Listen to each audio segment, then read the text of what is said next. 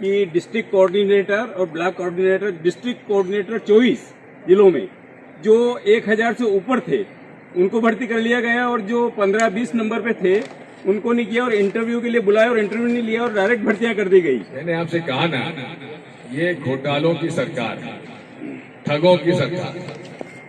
2018 में कांग्रेस की सरकार बनी, चूंकि वो सरकार 15 से 18 महीने चल पाई, उसके बाद वो सरकार गिर गई। मुख्य दोषी किसको मानते हैं? इसको सर, आपकी पार्टी के कार्यकर्ता विधायक अन्य पार्टी में चले जाते हैं तो क्या आपकी पार्टी में विश्वासपात्र कार्यकर्ता नहीं है क्या? भाई कितने लोग गए? 114 में से कितने लोग गए? 22। बाकी लोग पूरे हैं। और वो भी समझ लो, गरीब अनुसूचित जनजाति के विधायक नहीं गए, बड़े बड़े राजा महाराजा जमींदार चले गए, बड़े हमारे सरदार जी व्यवसायी वो चले गए। धन्यवाद। सर हम लोकल मीडिया पर्सन हैं, तो हमारा एनालिसिस और हमारे सूत्र बताते हैं कि जो महासा विधानसभा से जो कांग्रेस के कुछ उम्मीदवार हैं वो अभी भी हरदीप सिंह डंग से मिले हुए हैं। तो ये जानकारी आपको है या फिर हम आपको? देखिए, ये फूल छाप कांग्रेसियों का कोई नया वो नहीं है। बहुत पुराने समय से फूल छाप कांग्रेसी चल रहे हैं, उनकी छानबीन करने ही निखरा जी हम लोग यहाँ आए। सांसद विधानसभा गृह मंत्री परेशानी बताइए, लेकिन मैं उनसे पूछना चाहता हूँ कि जो बीजेपी के भोपाल के आईटी सेल के अध्यक्ष ध्रुव सक्सेना, बजरंग दल सतना के अध्यक्ष बलराम सिंह, जिनको भाजपा की सरकार में ATS police Madhya Pradesh ISI से पैसा लेकर जासूसी करते पकड़े गए, उन पर राष्ट्रद्रोह का मुकदमा क्यों नहीं चला? मेरा ये प्रश्न नंबर 1 शिवराज सिंह चौहान। प्रश्न नंबर 2, जमानत होने पर उसकी अपील सुप्रीम कोर्ट में क्यों नहीं की गई? उसका जवाब दे दे। मेरे ऊपर शिवराज सिंह चौहान आरोप लगाते हैं दिग्विजय सिंह देशद्रोही है। मैं जाके थाने में उपस्थित हूं, मैं देशद्रोही, मुझे गिरफ्तार करो। हमारे साथ सब लोग गए थे, 10,000 लोग गए थे। वहां डीआई साहब ने लिख के दिया कि हमने पता लगा लिया पूरे मध्य प्रदेश में आपके खिलाफ कोई देशद्रोह का प्रकरण नहीं। और ये मुख्यमंत्री ये बयान दे रहा है कि दिग्विजय सिंह देशद्रोही, और उनको छोड़ रहा है जो पाकिस्तानी एजेंसी के लिए पैसा लेकर काम करते हैं। ये दो मुहापन है भाजपा का और भाजपा के नेता शिवराज सिंह चौहान। धन्यवाद। सर, बीजेपी नरोत्तम मिश्रा जी से ये पूछना चाहता हूँ कि मुझे भी रिवॉल्वर का लाइसेंस दिलवा दो। 5 लाख रुपए कहाँ जमा कराना है? सर, राष्ट्रीय कांग्रेस के अध्यक्ष जो है खड़गे जी ने अभी कहा है पीएम मोदी को लेके अभद्र भाषा का इस्तेमाल किया है। आपको मैं एक वीडियो सुनवाता हूँ अभी हाल, जो माननीय अमित शाह जी ने कहा था, वो सुन लीजिए। उसके बाद फिर हम लोग खड़गे जी के बारे में बात करेंगे। नहीं सर, उन्होंने ये सुन लीजिए, सुनो, शांति तो रखो, सुन लीजिए। सब साथ ही कर। थोड़ा सा समय आपका लूंगा मैं, लेकिन आपको सुना देता हूँ।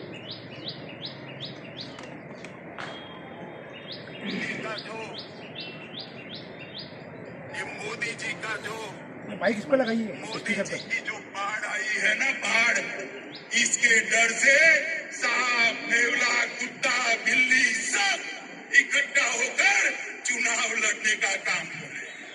अब इसके बारे में कभी आपने बीजेपी के लोगों से पूछा? आपने उनके कहने से मुझे प्रश्न कर लिया।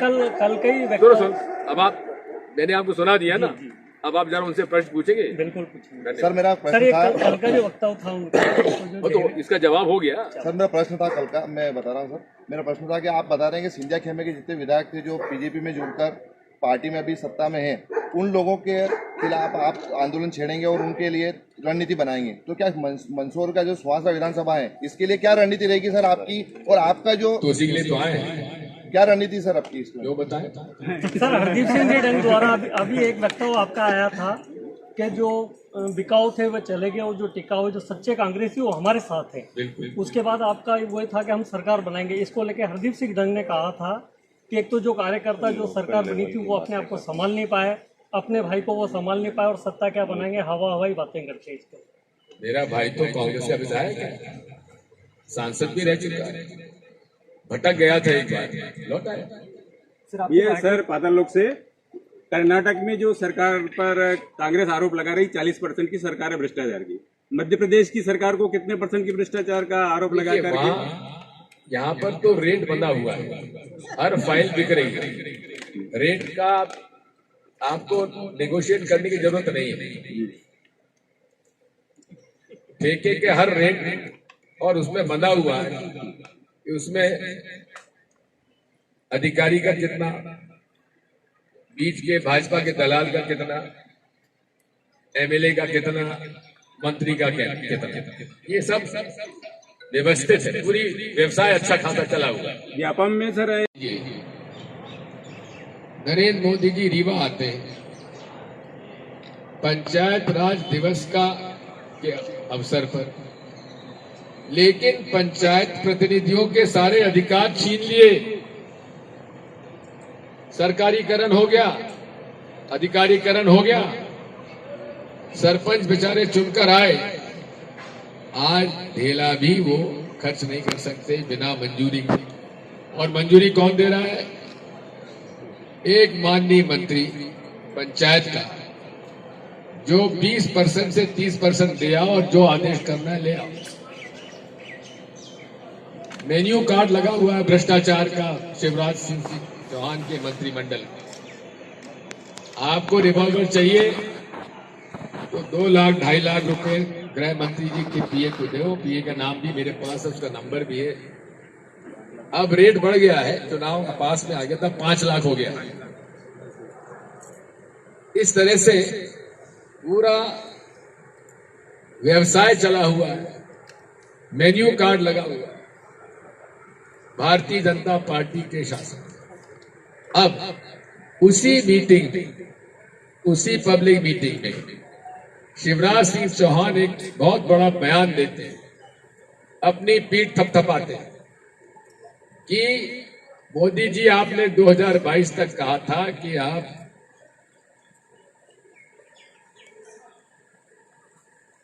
मोदी जी आपने 2022 में वादा किया था कि किसानों की आमदनी दुगनी होगी। यहां तो हो गई, मध्य प्रदेश के किसानों की आमदनी दुगनी मैंने कर दी। मैं मंदसौर नीमच जिले में जहां की किसानों का आंदोलन चला, वहां की धरती पर बैठकर मैं ये बयान दे रहा हूं कि शिवराज सिंह चौहान, आप महान झूठे व्यक्ति हैं, जो आप कह रहे हैं, गुमराह कर रहे हैं प्रधानमंत्री जी को कि मध्य प्रदेश के किसानों की आय दुगनी कर। सरसों की उपज 35 गुना बढ़ गई, ये उनका बयान है, आप सुन लीजिए। इतना बड़ा झूठ। मैं तो कहता हूं कि मंदसौर नीमच के शहीद किसानों के लिए, और मैं कमलनाथ जी से इस बात को कहूंगा कि डिस्ट्रिक्ट कोऑर्डिनेटर और ब्लॉक कोऑर्डिनेटर, डिस्ट्रिक्ट कोऑर्डिनेटर 24 जिलों में जो 1000 से ऊपर थे उनको भर्ती कर लिया गया, और जो 15-20 नंबर पे थे उनको नहीं किया, और इंटरव्यू के लिए बुलाया और इंटरव्यू नहीं लिया, और डायरेक्ट भर्तियां कर दी गई। मैंने आपसे कहा ना, ये घोटालों की सरकार, ठगों की सरकार। 2018 में कांग्रेस की सरकार बनी, चूंकि वो सरकार 15 से 18 महीने चल पाई, उसके बाद वो सरकार गिर गई। मुख्य दोषी किसको मानते हैं? इसको सर आपकी पार्टी के कार्यकर्ता विधायक अन्य पार्टियों में चले जाते हैं, तो क्या आपकी पार्टी में विश्वासपात कार्यकर्ता नहीं है क्या? भाई कितने लोग गए? 114 में से कितने लोग गए? 22। बाकी लोग पूरे हैं। और वो भी समझ लो, गरीब अनुसूचित जनजाति के विधायक नहीं गए, बड़े बड़े राजा महाराजा जमींदार चले गए, बड़े हमारे सरदार जी व्यवसायी वो चले गए। धन्यवाद। सर हम लोकल मीडिया पर्सन हैं, तो हमारा एनालिसिस और हमारे सूत्र बताते हैं कि जो मौसा विधानसभा से जो कांग्रेस के कुछ उम्मीदवार हैं वो अभी भी हरदीप सिंह डंग से मिले हुए हैं, तो ये जानकारी आपको है या फिर हम आपको? देखिए, ये फूल छाप कांग्रेसियों का कोई नया वो नहीं है, बहुत पुराने समय से फूल छाप कांग्रेसी चल रहे हैं, उनकी छानबीन करने ही नीता जी हम लोग यहाँ आए। सांसरा विधानसभा गृह मंत्री को याद करने के लिए उस स्थान पर जहां गोलियां चली थी, वहां किसानों की शहादत का मेमोरियल कांग्रेस पार्टी सरकार बनाएगी उनकी स्मृति में। इसी प्रकार ये आपके भगोड़े माननीय मंत्री जो कि गौ संरक्षण की बड़ी बात करते थे, आज हालत ये है कि पूरे प्रदेश में जो माननीय मुख्यमंत्री तत्कालीन मुख्यमंत्री कमलनाथ जी ने 1000 गौशालाओं की घोषणा की थी और वो बनना शुरू हो गई थी, कहीं बन भी गई, और उसमें भी चारे की कीमत भी 2 रुपए से बढ़ाकर 20 रुपया किलो, तो 20 रुपया दिन भर का चारा की कीमत प्रति गाय प्रतिदिन 20 रुपए कर दिया, 2 रुपए से बढ़ाकर। और गौशालाएं बननी शुरू हो गई, लेकिन आज भी उन गौशालाओं की कोई देखभाल नहीं हो रही है। गायें आवारा घूम रही है, पशुधन एक्सीडेंट में मारी जा रही है, और ये तथाकथित गौ सेवा करने के दम भरने वाली भारतीय जनता पार्टी, विश्व हिंदू परिषद, ये लोग, इनको किसी प्रकार की चिंता नहीं है।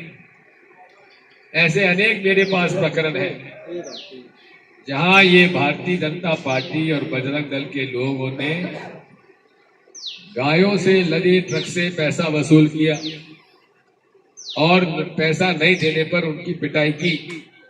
कुछ लोग उस पिटाई में मर भी गए, लिंचिंग हुआ। ये गौ भक्त नहीं है, ये गौ हत्या के लिए जिम्मेदार लोग हैं। सबसे पहले गौ सेवा आयोग इस देश में शुरू किया था तो मध्य प्रदेश में कांग्रेस पार्टी ने किया मेरे कार्यकाल, और हमें इस बात की खुशी है कि आज सबसे बड़ी अच्छी गौशाला जो चलती है मंदसौर में चलती है। अनिल संचेती जी हमारे बीच में अब नहीं है, जिन्होंने कि उस जमीन को बचा लिया जो भाजपा के नेता उस जमीन पर कब्जा करके बेचना चाहते थे। ये तो अनिल की हिम्मत थी जो उस जमीन को उन्होंने बचा लिया, और आज भी अच्छी गौ सेवा पाते हैं। अब मेरे पास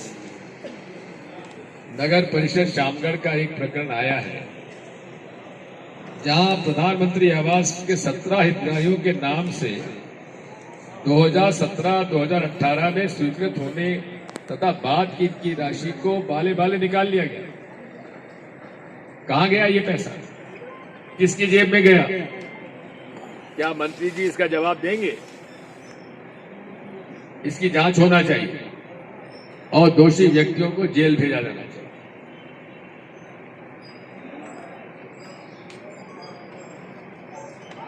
गेहूं की खरीदी हो रही है, उसमें भी शिकायत आ रही है। अगर आपको तुलवाना पहले है तो 1000-1200 रुपए ट्रॉली के पहले दो, तुल जाएगा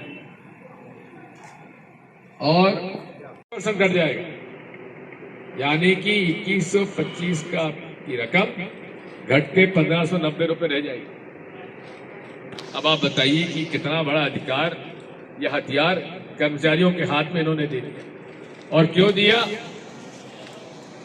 हमेशा याद रखो, नियम और कानून जितना कठोर बनाओगे उतने ही अधिकारी कर्मचारियों को पैसा कमाने का अवसर मिलता है।